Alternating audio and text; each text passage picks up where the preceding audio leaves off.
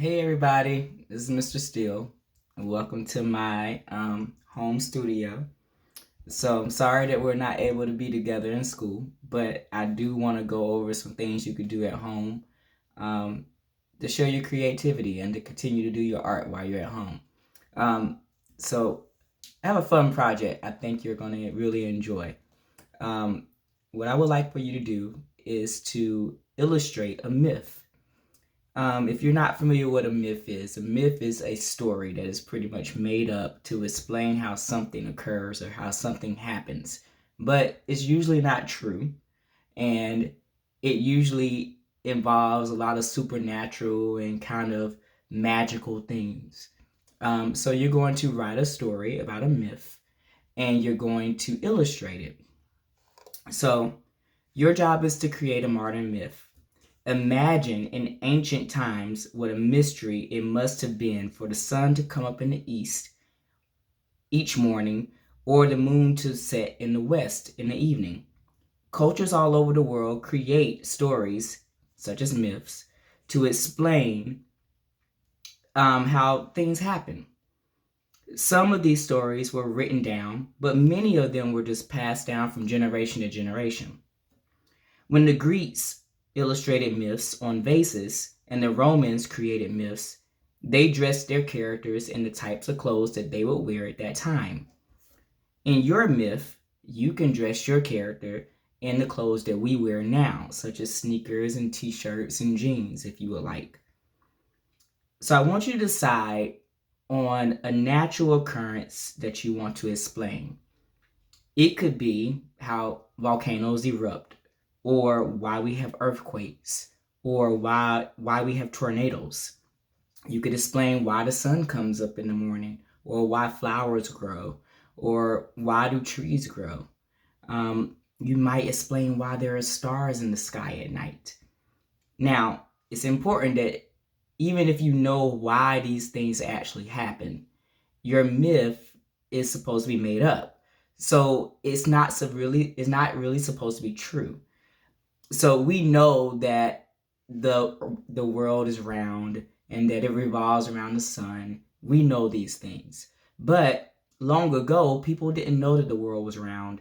They thought it was flat. So they made up stories to explain that the world was flat and what would happen if you went to the edge of the sea. You would eventually fall off. Is what they believed. So you're going to come up with a story to explain why these things happen. Make up a story of how the phenomenon might occur. Maybe some of the mystical creatures or the mysterious person caused it to happen. Come up with several explanations that seem reasonable. Remember that you don't know why it really happens. Write a myth that you will later read to the class. Select one part of that story and you're going to draw it out. Draw what your imaginary character, which could be a human, or it could be an animal, or it could be a combination of it, or you might just do an object. Draw what they are doing. Why does this character behave the way it does? Now think about its motivation. Why does the character behave the way it does? In the lore of the Northwest Coast Native Americans, for example, the raven was responsible for many things that happened and was very mischievous. You're going to fold your paper at the bottom, like here, and you're going to write your story down at the bottom. If you need to, you can turn it over and you can write it on the back. You could also write it on a separate piece of paper if that makes it easier for you. So I'll read to you my story. My story explains why roses have thorns. So here it goes. Aphrodite, who is the goddess of love, loved to grow beautiful flowers in her garden. Her favorite was the beautiful red flower that she called a rose. One day, she woke to find that someone had plucked her beautiful red roses from her garden. This made Aphrodite very mad. So to protect her flowers from being plucked, Aphrodite decided to place small, sharp, prickly thorns on the stem of each of her roses. This, she thought, would make it harder for anyone to steal her most prized possession.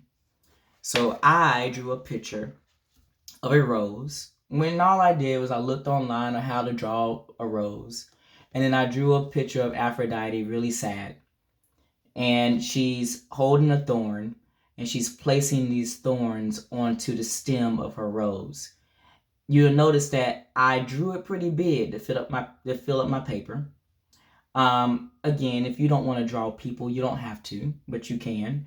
And then in the background, I started to draw other flowers. And you could fill up the background with other things. Think of things that could go back there. Maybe the sun, maybe clouds, maybe there's a field of flowers behind her. But you come up with your story. You know, why does the sun come up in the morning? Why does grass grow? Why do porcupines have spikes? Why does a cactus have spikes? Why do fish live under the water? You come up with a story that explains this, and then I want you to illustrate it. Once you finish, I want you to email me a picture of your drawing, and I will put it on my Google page, and I will also put it on my Instagram page that I'm making just for our class so we can display our work so everybody can see the lovely work you're doing at home. Remember, I want you to still be creative while you're at home. I still want you to try to express yourself. Just because you're indoors doesn't mean you can't use your imagination. So let me know what comes of your idea, and I will be back to share with you another idea. Have fun at home, and I'll talk to you guys later. Bye-bye.